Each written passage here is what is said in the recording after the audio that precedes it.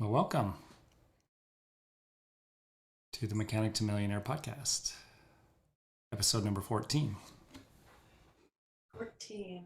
on June 21st, 2022. First day of summer, longest day of the year. What's it? Summer equinox? Something like that. Feels like it around here. We're in the triple digits. I love it. Yes, you do. I can get tired of it about September, but up until then, I enjoy it very much. I'm a weather kind of guy, unless I'm on the beach. All right, let's jump into it. I just peeked a little bit ahead. Let's share. Well, let me get that set up. Okay. I like this part because this is like heaven on earth. Like, I don't know if I said that this season or not, but on the first season, it was all about bringing heaven to earth, which is bliss for everybody. Like, nobody's experiencing non-bliss. Everybody's experiencing their bliss. That's what heaven is. And this shows how it can be done. The only the only unknown factor is how, if people are going to harmonize themselves with principles. So he says, where did I pick it up? Let's see. And the harmony, so individual application, we can all have our own dreams. I don't have to paint the same paintings. I don't even have to use the same medium. I don't even have to paint, right? And but I can still be my own unique individual self and still be in harmony between the various individual applications. And he says is brought about by all the individuals bringing their own particular action into line with this independent creative action of the original power. Now, the only way we could do that is if we understand the names of the different principles and the definitions behind them. Then we can start to govern ourselves accordingly. Without that, we couldn't. We'd be ignorant to it, and it would be hit and miss.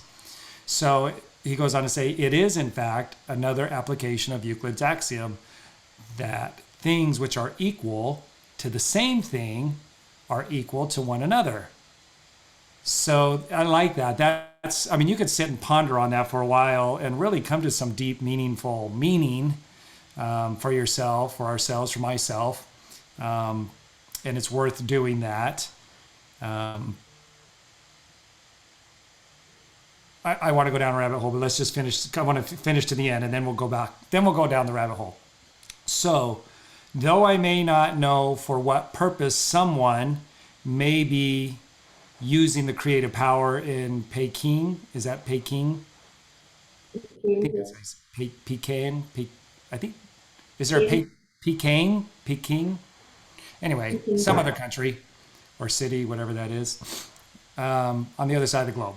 I do not. So if there's somebody that's using that same creative power on the other side of the globe, I don't know that I do know that if he and I both realize its true nature, talking about the creative power, if we both realize the true nature, we cannot, by any possibility, be working in opposition to one another.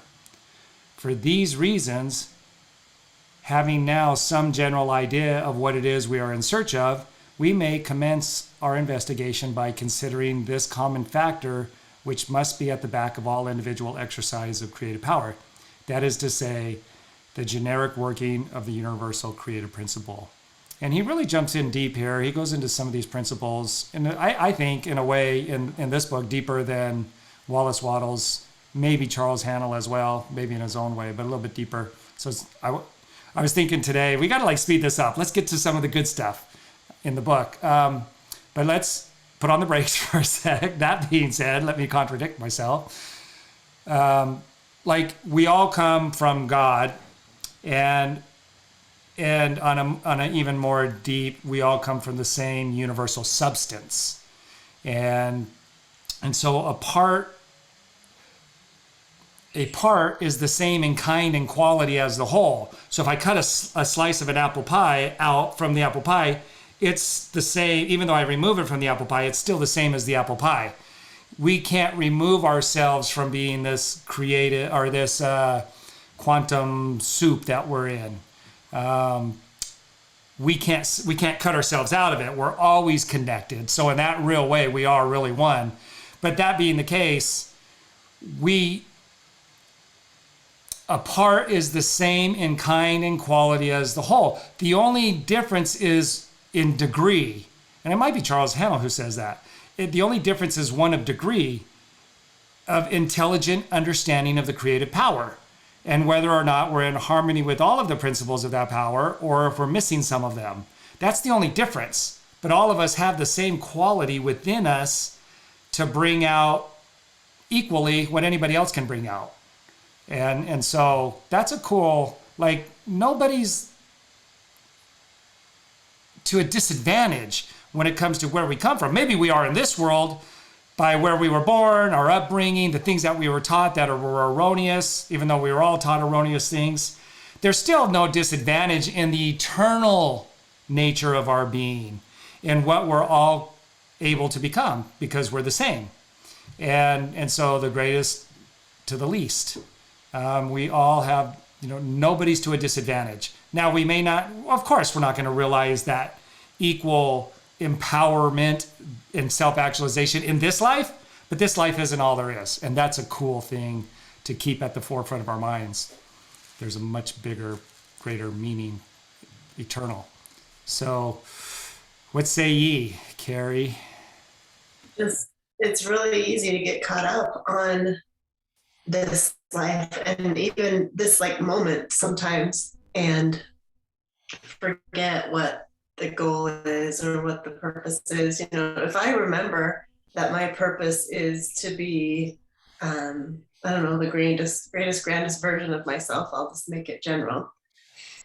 And I'm in the midst of an obstacle, then it might give me more grit to, go through the obstacle, to build the muscles and to learn the skill that will then help me become that greatest, grandest version of myself. But if I forget that part, and my goal in that moment is to look good to someone else, or to, lots of other things, to be the best in the class or whatever, and I'm not doing a good job in that moment because it's a new thing and I haven't developed those muscles and skills yet, I can get really frustrated and become really down on myself and feel like I'm at a disadvantage, Mm-hmm. Yeah. That vision, that eternal perspective is a really important part of progression and happiness and all the things. There's an intellectual side of understanding that connects to our spirit, and it becomes an emotional, not just emotional, but it becomes a knowledge that we are able to obtain for ourselves internally. But there is an intellectual knowledge behind really knowing that I'm an eternal being, and I've earned the right to have that confidence and that assurance and that knowledge that can't be taken away from me, because I've spent time, energy, and effort in that direction. And then the Spirit confirms that, the Holy Spirit, the universal Holy Spirit. And it confirms to me the things that are true around that subject. And it brings great peace. It does help through the hard times. I'll be transparent here, and I'm sure people can relate. There's times, even now, like recent now, like biological rhythms may be down or whatever, or it's just like, okay, God, I'm ready to come home. Like, let's move on. There's just so much chaos here. There's so much that could cause stress, and I'm working to keep myself aloof from that, from the L&R. And there just kind of seems like this greater experience, like if you read near-death experiences, and they're pretty consistent when you read enough of them, about how empowered they feel when they leave this mortal body. And it's like, I yearn for that. And it's like, just, okay, I have no attachments to this world other than, you and the kids and, that really you the most. But I know even in that we're going to be together after this life. That's a belief that I have, a knowledge that I have that's been confirmed to me. And yet then at this, almost immediately it's, but I know I need to learn to be happy now because it's not a destination, and I've got to be happy now and stay focused and just work on, my intentions and those things that, light me up. But there's sometimes when even working on those things that you're passionate about, they're not lighting you up in that moment. Like it's just a biologically rhythm down day, whether it's not enough sleep, ate the wrong thing, allergies, who knows? And it's like, okay, I'm just ready to go. Like I have no attachments. Let's go, and move me on to that next stage where I'll feel more empowered and I won't have this biologically down rhythm. So, but again, that it's not I'm kind of tongue in cheek with it, maybe a little bit of sarcastic. I want to say like, I'm kind of kidding, but I'm kind of not kidding. But I know that there's so much that this life has to offer in the way of opportunity. And to leave here before I'm ready would be such a waste of all the opportunity and the growth that I could experience. And I know what's coming next to a certain degree that gives me that confidence and that assurance. And there's just great peace in that, like you were saying. There's really great peace in that knowingness. And again, it's not a guess. It's not a hope at this point. And I could probably, for me and Carrie both, it's not like a hope. It doesn't mean that we know everything, but there are things that we have a sure, confident knowledge and expectation about when we leave this mortal life. And man, it's just such a great place to be able to be in a world when there is chaos and when things don't seem to be making sense as a world as a whole and the direction that it's going. Just one more thing, and then I'll toss it over to you. I didn't set the clock. I don't know what time we started. I was listening to somebody elaborate on a prophet. I don't remember which prophet it is. They probably all felt that way. It was kind of like they were just kind of frustrated. Like they didn't want to like if we could just manage ourselves, right? But the more we grow, the more we become an asset and an instrument in God's hands to impact and influence other people. And there's a responsibility that comes with that. But I can't remember what prophet it was, like Isaiah. It wasn't like Jonah going to Nineveh, although he was trying to not go to Nineveh. At one point. Yeah, there's just like this sense of frustration and just like, people don't listen. Half of people read a book after secondary education. No, they didn't say that because they didn't have that study back then. But like 2% of people, what did this famous psychologist say? That 95% of people would rather die than think. And so when you're trying to help inspire and motivate people to self-actualization, but they would rather die than think, and you can't like do their push-ups for them, and I fall into that category too, of the people, 95% that would rather die than think sometimes. And I'm weak at times. And so I'm not saying that I'm judging people and I feel like I'm better, but there is a sense of that I think we've all felt to one degree or another. It's like, I've had enough. I'm tapping out. I'm ready to go. I'm not giving up. I'm just ready to go. There's no attachments. So that's normal. I think that's human. And, we just dust ourselves off and then we get into that biological rhythm up. And it's learning how to get back into that biological up rhythm that makes life more of that bliss and that happiness and that joy and manifestation, and our intentions are being fulfilled. But when we're down, man, we're down, we're down for the count. So what's your thoughts?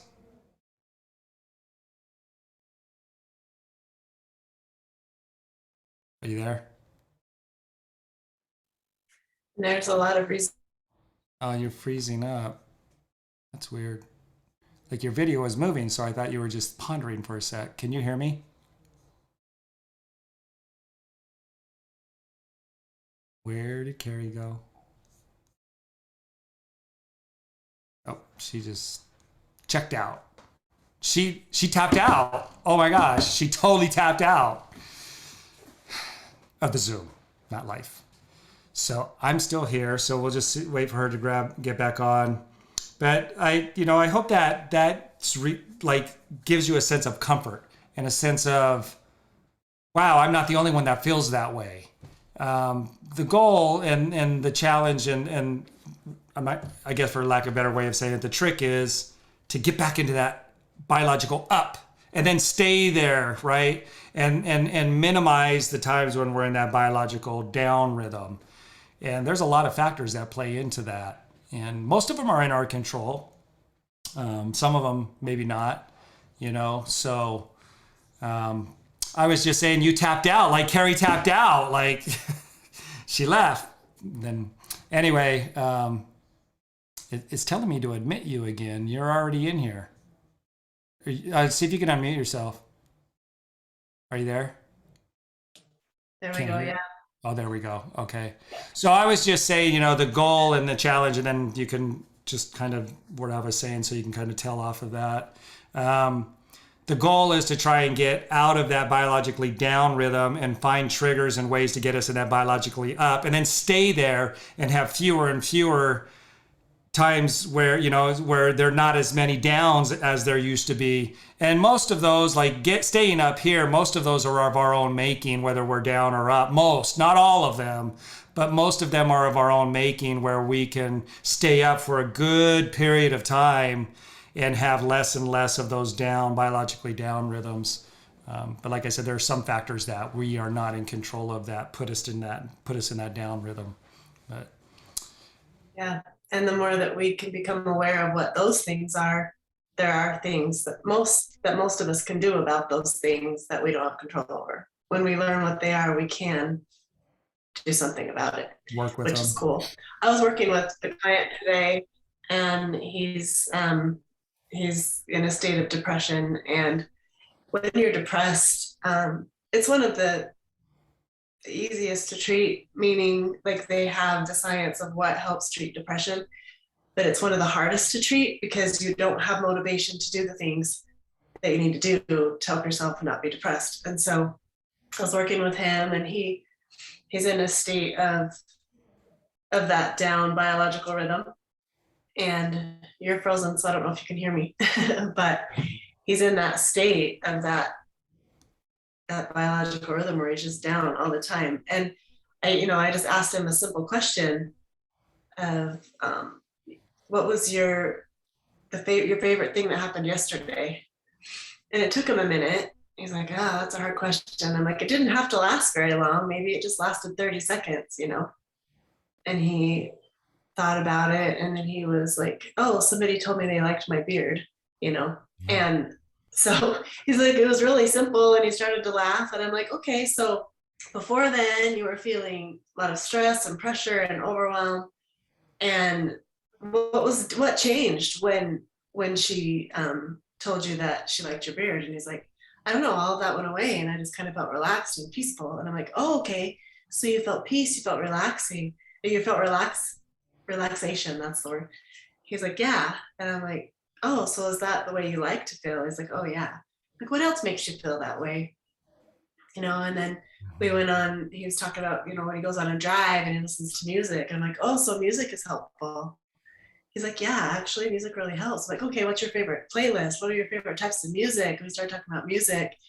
And, it just started to turn some of the wheels of like, I don't have to do a lot, but if I intentionally, play my playlist that helps me feel relaxed and, focus on the lyrics or the music and go on the drive and I focus on those things instead of the things that I don't like that are going on in my life, even just for that minute, it lifts it up. And that's, just one simple little way of helping ourselves through those biological rhythms. And again, remembering, what is it that I want? What is it that I'm going for? What is it, my purpose? Our purpose is way more in alignment with feeling the feelings that we want to feel: relaxed, peaceful, joyful, connected, confident. Those feelings are in alignment with our purpose.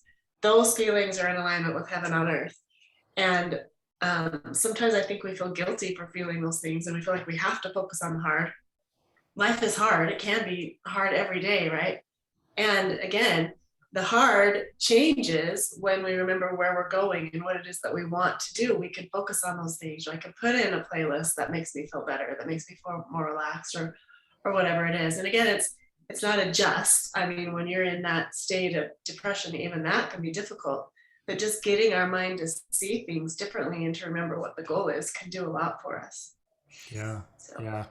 And learning, and that's takes some time to slow down, to speed up, right? You gotta like think through that and figure out what's a good way to overcome that challenge. Like you were saying, like the suggestions. For me, and I think I've shared this before on season one, but maybe it'll help somebody because there's been quite a few people who have expressed the same thing that I finally discovered in my 30s was that processed sugar makes me depressed. And it's almost debilitating. And I'm not talking about like high fructose corn syrup, which is terrible. It's bad for you. I'm just talking about sugar, like somebody would make some cookies and they'd put the sugar in there, that kind of sugar. Not, I don't know that raw sugar does it. I just try and stay away from all sugar, but as far as for sure processed and then high amounts of any kind of sugar, even if it's raw, I still need that and utilize it because your brain needs glucose. But that and so that's a challenge. Like to me, that's my biggest challenge because sugar's in everything. It's in Miracle Whip, it's in mayonnaise, it's in ketchup, it's in everything. They like put it in everything, and it literally debilitates me. And so that's a challenge because my body craves it at times, like those urges. And so I'll use willpower. I use willpower a lot to not eat. It's intelligent willpower. Like I'm using that to not eat certain things, and I have to. And if I give in, I pay the price. So the reason I'm sharing that is because one, we never know what it is that's causing that. We might just think like Paul said, he had a thorn in his side, and nobody really knows what that thorn in his side was. That was a thorn in my side until I figured it out and then found a way to overcome that challenge, not just by avoiding it, but by consuming something that helps to get it out of my body and reset me. And that thorn isn't in my side. It'll still, I know when the thorn's there, like I'll put it there intentionally if I choose to, but at least I know what it is now. And I would have thought that there was, I for 36 years, I was like, just frustrated about it. And so anyway, that whole biological rhythm is a big part of our experience. And if we can figure out, like Carrie was saying, how we could get back up there and then start to use that intelligently instead of reacting, responding, our life can, like that can be of our own making. And it could be something that we don't have to suffer from. And it's been interesting to see how something that was so disabling to me and I was so oblivious to it. It's like, I don't look at it as, well, that wasn't fair, It just is. It just is a part of all the different dynamics that could take place in a world like this. So I would really think that that's something that everybody, if you haven't thought about it, what causes you to have those biologically down rhythms? Because as we start to learn these principles that we're going to go into, and some of them we've already gone into, and we're talking about, how to conduct yourself in certain scenarios with, as we've covered things here. So we've talked about behaviors and thought behaviors and the different conditions and how to respond to them. But as we go into this, I find, that biologically down rhythm is the thing that keeps me from manifesting every single day everything that I want. And that's what I look forward to in the next life. Like, is that going to be eliminated? Is that part of the physical body and how people have these near-death experiences? This is a great hope that I have. Is like, I won't have those biological down rhythms. If I didn't have any biological down rhythms, I'm going to say kind of tongue-in-cheek and kind of funny, I'd change the world. I would totally change the world. There's no way I wouldn't. But it's those biological down rhythms that happen and the fatigue that can happen mentally that it's just, it's a challenge. And so the more we can stay halfway up or all the way up, the better it is as we learn these principles. kind of funny, but it's kind of true. It is true. And I really look forward to the next stage of life and seeing if that's how it is. And from all the near-death experiences, that's what it seems like it's like. It's like, I felt so free. And then some of them had to go back and they're like, no, I don't want to go back. And, they're kicking and screaming. I don't want to go back into that body. But our bodies are a great blessing as well. They help us to create a lot of the feeling and emotions that we have. And looking forward to being reunited with my body in its perfect state. Do you want to add anything to that? And then we'll just read a couple lines here and then we'll call it. I think we're probably already at a half hour. Yeah, I think we're good. Read it. Want me to read it? No, I was just saying, should I read it? You can read it. Yeah, read that next paragraph. Okay. That such a universal creative principle is at work, we at once realize from the existence of the world around us with all its inhabitants and the interrelations of all parts of the cosmic system shows its underlying unity. Thus, the animal kingdom depends on the vegetable kingdom on the mineral or globe of the earth on its relation to the rest of the solar system, and possibly our solar system is related by a similar law to the distribution of other suns with their attendant planets throughout space. That's cool. That goes back to, all is like the slice of apple pie, even if you take it out, is still a part of the pie. So that's really awesome. Yeah, the interrelationships. What's sort of go ahead. Oh, it makes me. Huh? I was to say it makes me think differently. It just causes me to think differently about just about life in general, if have maybe a greater respect for all of the parts, the vegetables, just as a different respect, because if we're here to work together and we're all, working on the same whole, it just creates a different way of looking at things. That's cool. Yeah. Think of the ocean, like the ocean being this universal quantum soup. And each wave on that ocean is totally unique. There is no wave that's ever crashed and had the wind blow the mist off the wave and how it's formed. No two waves have ever been created identically. Is that a word? And but it's connected to the ocean. It's not disconnected. But you see that wave and you admire it. Like I watch a lot of surfing on YouTube, and we were watching a show about surfing, and it's just cool to watch the waves, and it's cool to watch people.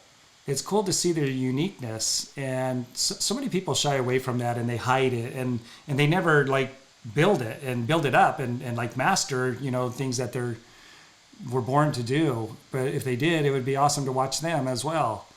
And hopefully this will, as we go through this and learning how to apply these principles, because it's all a thought process. It all starts out as a thought process. Every physical manifestation was first a thought, whether it was a skill, whether it was a baseball player hitting a ball with a bat, or the pitcher pitching the ball. All of it began with a thought for each one of them. And so where we start, once we start to learn these principles, is with a thought in your own closet. Nobody even has to know. And so you can really start to dream and like test the waters and be a little courageous without anybody even knowing. Once you start to understand these principles and imagination and how powerful a thought is. And so you can, do that in the confines of your own mind. And then it, as you continue to entertain that and it feels good, if you choose to be consistent with that, it'll start to manifest in your life. So it's nothing that you have to force. You don't have to embarrass yourself. You don't have to be like totally vulnerable. There's a way of doing this where you can do it in the closet of your own thoughts and mind. Eventually, if you continue with it, because you're feeling more and more comfortable with it and you can see it a little more clearly and it makes sense and you're okay with it, if you're just consistent with that mentally, it will start to manifest itself in the physical equivalent, by law, by principle, not through your own power, but through a combination, through a harmonious working with the creative power. And it's really exciting and really fulfilling, and you can go at your own pace. So I'm going to mark this if you have any last thing to say before we sign off. Just that, I mean, it's a rabbit hole, but I'm going to say it.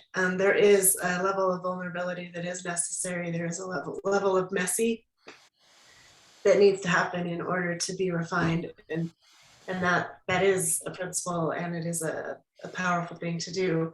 Again, like holding back, if every puzzle piece were, we took it all out and made it look like every other puzzle piece because, you know, we all thought this one was the coolest piece or whatever.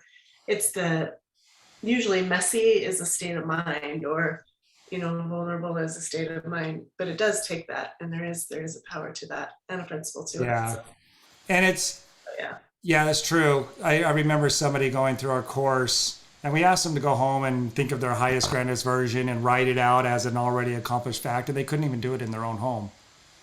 You know, there was tears and they couldn't, like nobody was even around. They couldn't even write it in their own home. Now that's a whole different kind of messy and that might be unique for someone. My point, or what I'm trying to express, is that you can do this without, you can start at whatever level that gets you started where you feel comfortable. And if you feel comfortable with it, then we can grow it. Yeah, there's a point where we enter self-deception and, you know, all the things that come with that. But, you know, that's part of the process. But you don't have to do it. But if you want to feel good on the other side of it, right, then Sure. you'll do it. Yeah. Unless, Get it you from an know, idea to an actual manifested, you know, thing. That, yeah, going through it is necessary, but yeah, starting it, exactly, you have to start out uncomfortable for sure. and depending what it is too, I mean, if you want to be a public speaker in your mind and you've never talked in front of a group, then that's pretty vulnerable, getting up in front of a group as soon as it starts to manifest itself in the physical equivalent.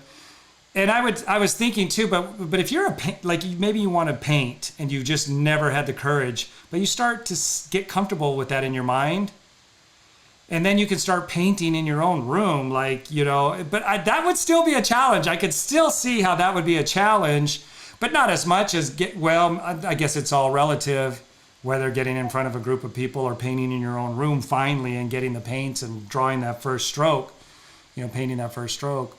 Yeah, with me wearing my hair up by myself was really hard for me in the beginning. Yeah. Like, so yeah, it doesn't have to be in front of people to be vulnerable. And so yeah, vulnerability can't be judged from one perspective to another, Yeah. you know.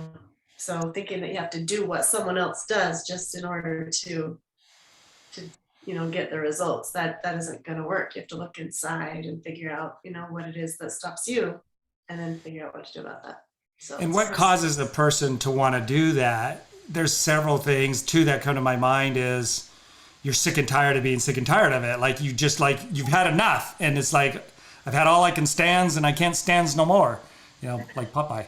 So, you know, and you just finally like, okay, I don't care what anybody thinks, and then you do it. Or maybe you're hanging around a group of people that start to support that, and it's an environment and a culture where they're fostering that kind of behavior. That helps as well, to be around people that want to see you succeed and encourage you to do that.